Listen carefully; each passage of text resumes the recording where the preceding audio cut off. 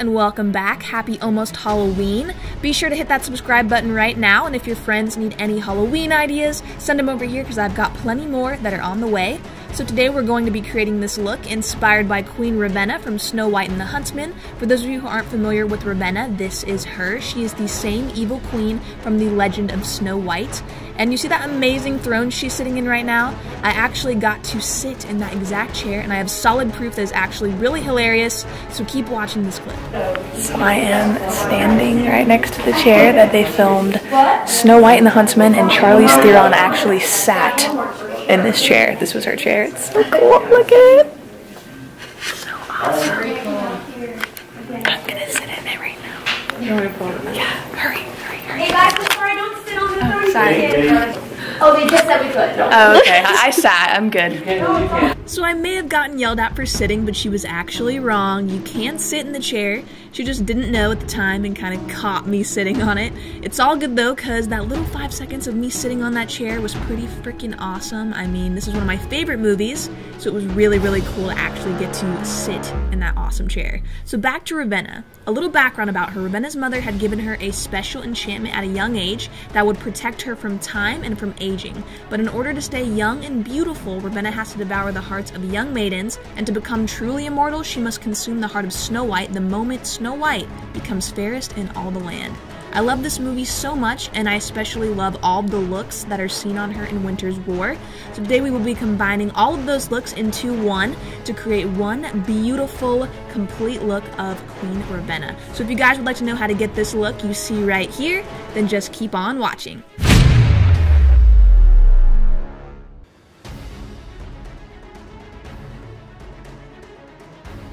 To start this look out, you're going to want to prime your skin because we are going to be using a lot of powders today, and you want to make sure that that skin is nice and hydrated under your foundation, and that foundation will look amazing as long as you use your favorite primer, and make sure that you hydrate really good.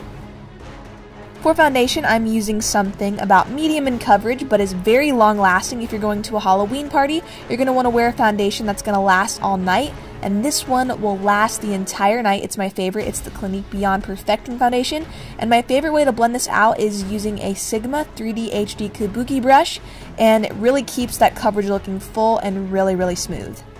For concealer, I'm going to use something 1 to 2 shades lighter than my skin tone so I can draw some light underneath my eyes and bring some light to my face. I'm going to be using the Tarte Shape Tape Concealer, but use whatever you'd like. Using something a little lighter will help out so much because it will make you look very sculpted, just like Ravenna. And to lock everything in, be sure to set using a translucent powder.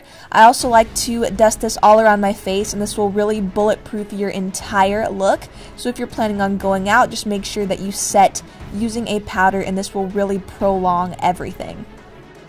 For brows, I'm going for something very defined yet natural, so I'm using the Benefit Cosmetics Precisely My Brow Pencil in shade 4, and I'm just going to be filling them in and combing them out using the end of the spoolie.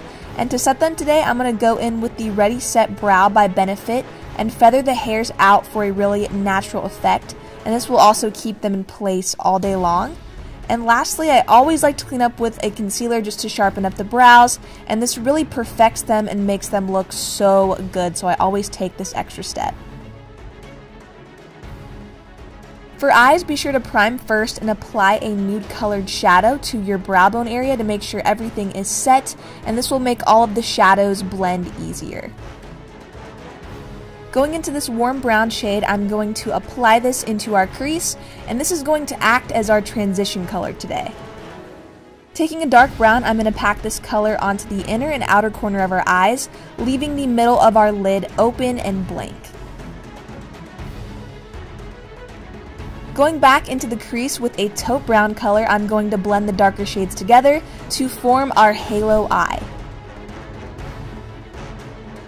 Then going back in with a black eyeshadow, I'm going to pack this onto those dark areas, and then I'm going to blend out just to deepen everything up.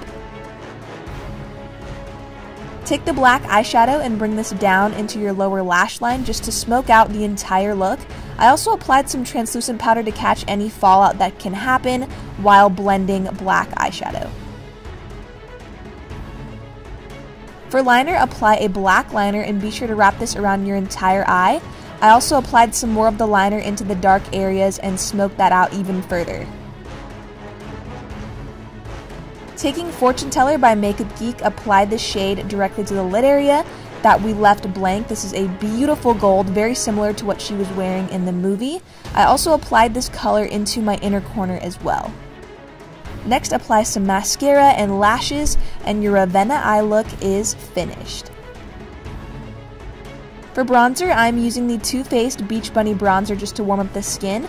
And this is not a matte, but a shimmer bronzer. This is perfect because it looks a lot more natural than a matte bronzer would, which is what we are going for. Ravenna had a very naturally bronzy look.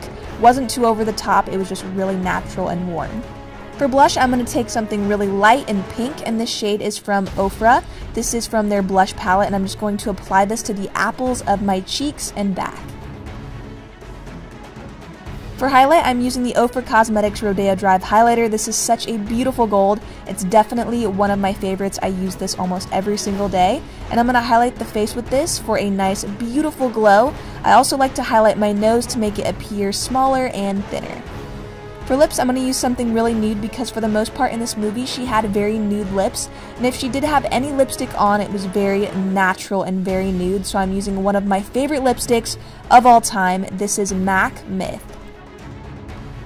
And now to get started on the gold leaf, she was wearing this look in Winter's War, and this is a very beautiful scene where she is brought back and she has these beautiful gold flecks on her eyes, and they kind of cascade over her eyebrows as well, so I will be doing that. And I'm also going to bring these gold flecks around my forehead and my eyes as well. I bought this gold leaf kit at Walmart, and they are just gold confetti pieces that come with an adhesive, but you can actually purchase the gold leaf at a fabric store if you can't find this kit in Walmart. So the Evil Queen is always wearing braids in her blonde hair, and her hair is so gorgeous. It's a beautiful golden blonde color. So I actually put on a wig, and you can purchase this wig at the Spirit of Halloween. This is a very, very good wig. It looks amazing on. I have nothing but good things to say about this wig, and you can also purchase this costume that I am wearing, my crown, the accessories, all at the Spirit of Halloween.